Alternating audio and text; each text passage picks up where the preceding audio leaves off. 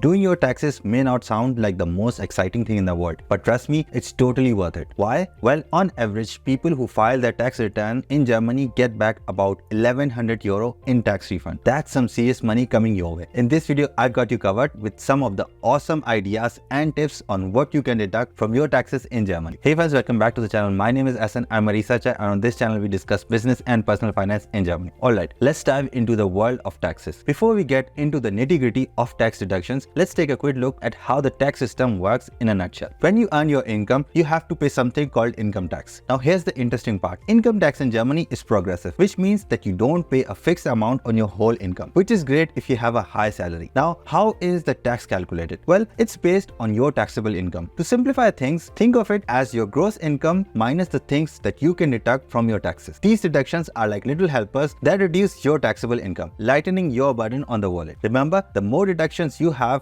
the less you'll have to pay in taxes. How do you file a tax return in Germany? So if you want to enjoy all of the benefits, filing a tax return is the way to go. Luckily, there are several options that can help you do that. One popular method is using a platform to directly submit your tax return to the tax office in Germany. It is totally free and quite extensive. However, it can be a little bit tricky to know exactly what fields you can enter. That's where tax softwares come in handy. Tax software is designed to support you in filling out the fields correctly and providing helpful tips along the way. There are quite a few options available out there. I have a step-by-step guide on SmartSteuer and WunderTax. I've also done a detailed software comparison which you can find out linked in the description below. These software options usually cost between 10 to 35 euros, but trust me, they are actually worth it. Using tax softwares can ensure you that you do not miss out on any deductions. Let's say, for example, you had some application costs or account maintenance fees that are totally deductible. In the software, they will guide you step by step to the correct field, so you don't forget to include that information. Let's talk about what you can deduct in your taxes. Advertising costs. These are the costs you have to incur in order to do your regular job. The good news is you can deduct these expenses from your taxes. Let's take a closer look at some of the points to consider when calculating your work-related expenses. First, let's talk about the commuter allowance. You can claim 30 cents per kilometer for your commute to work. If your office is more than 20 kilometers away, it's even 38 cents per kilometer. By the way, it doesn't matter if you use your own car, public transport, or even walk. If you have a ticket for public transportation, like the Deutschland ticket, you can also use that as well. Another option is the home office lump sum. There's a flat rate of 5 euros per day or a maximum of 600 euros per year for home office expenses. Additionally, if you occasionally make work-related calls from your personal cell phone, you can claim a flat rate of 20% or 20 euros per month. This is usually accepted without any problem. And don't forget about work equipment like your laptop. You can also consider travel and overnight expenses for your business trip. There are different costs involved here. You can claim your travel costs. There's a lump sum available. For example, on arrival and departure days, you can claim 14 euros, and for full business days, it's 28 euros per day. There's no maximum distance required, so even if your business trip is just a few kilometers away, it can still be considered as long as it lasts at least 8 hours. Home office. Since the past couple of years, people have regularly started working full-time from their home. The good news is, under certain conditions, you can actually get a tax deduction for your home office. But there are a few things to keep in mind to make sure you qualify. To have your home office recognized, ideally, you should spend more than half of your professional work time there. It should also be a separate room that can be locked. That means no passing through rooms or working in a small corner in your living room. It has to be dedicated and lockable in order to count as a home office. If you meet these conditions, you can deduct all of the costs associated with your home office from the taxes. This includes a portionable share of the rent based on the room size, as well as other expenses like electricity, water, heating costs, wallpaper, carpet, curtains, and even the furniture that you have in your home office. Work equipment purchases up to 800 euros net or 952 euros including sales tax are fully deductible in the year of purchase. For expensive purchases, depreciation over the years must be calculated and taken into account. The Federal Ministry of Finance provides information and values for work equipment in the AFA table. For example, an expensive computer can be written off in 3 years. It's important to make the whole thing credible. If you only have a one-room apartment, it might be challenging to claim the room as a home office. Also, be careful not to have any personal items in your home office. For example, an Xbox at the corner with a cozy couch. The tax office might pay you a visit to check if everything is in order. But don't worry, they'll let you know beforehand. So make sure to set up your home office properly, keep track of your expenses, and take advantage of the tax deductions available for you. Craft and household related related services. These are the services that we use in our homes, like hiring a cleaner or a handyman. Guess what? You can also deduct all of the costs from these services directly from your tax burden. Here's the thing, you can deduct a maximum of 20% of the total cost of these services. But there's a catch. You can only claim the wage cost, not the material cost. Let me break it down. If, for example, you hire a painter to paint the walls, you can only deduct the actual labor cost, not the cost of the paint itself. That's why it's crucial to have a separate itemized invoice that clearly lists all of the labor cost and the material cost. This rule applies for both one-time services and to permanent staff members that you may have, like a regular cleaner or a handyman. You can also claim craftsman costs like repair, gardening services, cleaning your apartment, childcare, window services, and even the fees for a janitor or a caretaker. Keep in mind that some of these services, like window services or janitor fees, may already be included in your rent or service charges if you're a tenant. And remember, to claim these deductions, you'll need to have proper invoices for all of these transactions. Cash payments will not cut it when it comes to tax deductions. So if you're getting some work done around your house or getting help with your household related services, make sure to keep track of all of these costs and get detailed invoices. And don't forget to hit the like button if you're getting value from this video, and consider subscribing for more videos like this one. Double household. If you have to maintain 2 apartments because you live far away from your workplace, you can actually claim the cost of the second apartment. And guess what? It doesn't have to be an apartment specifically. It can be a hotel, a caravan, or even a vacay. The key is that the distance between the secondary residence and your workplace should not be more than half of the distance between the main residence and your workplace. Now let's talk about your main residence. It should be the center of your life, where you spend most of your time. Living with your parents, for example, will not count as your main residence because it is too easy to claim, will not count. The tax office will not buy that. So make sure your main residence is the center of your life and don't try to fool the finance arm. As far as the cost of the second house, you can fully claim them. That includes rent, facilities, and all of the costs traveling to and back to your home, but only once a week. So plan your trips accordingly. Tax savings as a student. Did you know that you can actually deduct all of the costs related to your studies from your taxes? It's pretty nifty, right? Let's break it down. These costs include things like tuition fees, examination fees, and the books or materials you need for your studies. Even the interest that you pay on your student loans can be deducted. Now here's the catch. It depends on whether you're pursuing your first degree like a bachelor's or are you doing your second degree like a master's. For your first degree, all of these expenses that I've just mentioned are considered as special costs. Now the tricky part as a student is that on the one hand, you have many relatively high costs, but on the other hand, your salary is usually on the lower side. But don't worry, if you have a part-time job or work as a student trainee, you can use these costs to bring your tax burden close to zero. However, there is a limit. You can't deduct more than 6,000 euros per year. Now let's talk about your second study, like a master's program. Things work a little differently here. Your costs are no longer considered as special expenses, but rather as income-related expenses. This means that you can count them as deductions against your future income for tax purposes. It's like carrying forward any losses you incurred during your master's studies. So if you earn money in the future and have significant costs from your master's program, you can offset these costs against your future income. It's a great way to start your career without the burden of high taxes. That's why it's important for you as a student to file your tax return. By doing so, you can create a loss carry forward and use it in the following years when your income increases. I actually have an extensive video for students which I will link below the like button. Expenses related to real estate. If you own real estate and rent it out, you can deduct the expenses that are directly related to generating income. For example, if you have a rental income from your property, you can deduct the corresponding costs. It's different though if you use the property for yourself, like your own home. In that case, you can deduct the expenses proportionally based on how much of the property that is being used to generate income. Now let's focus on owning rental property. If you're a tenant who has purchased a property and is now renting it out, the rental income becomes part of your overall income. With this type of arrangement, you can offset certain costs against the rental income. For instance, you can deduct a portion of the purchase price along with the associated purchase costs. However, keep in mind that the deductions of these costs is spread over several years. Typically, it's done over a period of 50 years, deducting 2% of the building's value and associated costs each year. The value of the land, on the other hand, is fully deductible each year. In addition to that, you can deduct the interest if you have financed your property. And of course, any renovation or modernization costs can be deducted as well. It's important to note that every home is unique and the specific deductions may vary on your circumstances. Pension expenses. This expense includes contributions to different pensions,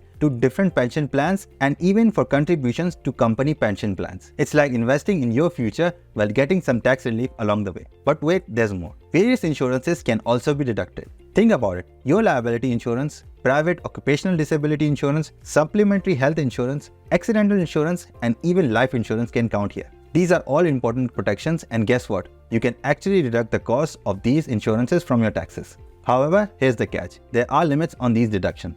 You cannot deduct an unlimited amount, so keep that in mind. There are maximum amounts and thresholds, so it's important to be aware of these limits while calculating your deductions. Special expenses. Let's talk about donations. If you have made a charitable contributions, those can also be claimed as deductions. It's important to keep all of the proofs for the donation, so make sure that you hold on to any receipts or documentations for your generous contribution. Oh, and here's one more thing. Childcare and education costs can also be considered as special expenses. Keep that in mind that you'll need proper documentations to prove these expenses, but it's definitely worth exploring if you have incurred such costs in any of these areas. Extraordinary burdens. These are burdensome expenses that you can actually deduct from your taxes if they exceed a certain threshold. But here's the catch. They need to be exceptionally burdensome to qualify as deductibles. To determine what's considered exceptionally burdensome, there is a table that sets a minimum percentage of your income that these expenses must reach. It's a bit calculated, but here is how it looks like. Let's say you earn over 51,000 euros. First, you calculate 5% of the 15,000 euros, which falls into the first category. Then you calculate 6% of the total amount between 15 and 51,000 euros. And finally, 7% of the amount that's over 51,000 euros. May seem a little bit complicated, but once you've understood the mechanics, you can figure out how high these costs need to be in order to be tax deductible. One of the most important things that falls under this category for expats living in Germany is support sent to parents or family members from Germany to your home country. Yes, you can actually claim the remittance that you send back home to support your family. I have discussed this topic in detail in this video. So thanks for watching. Bleib gesund and I'll see you in this video.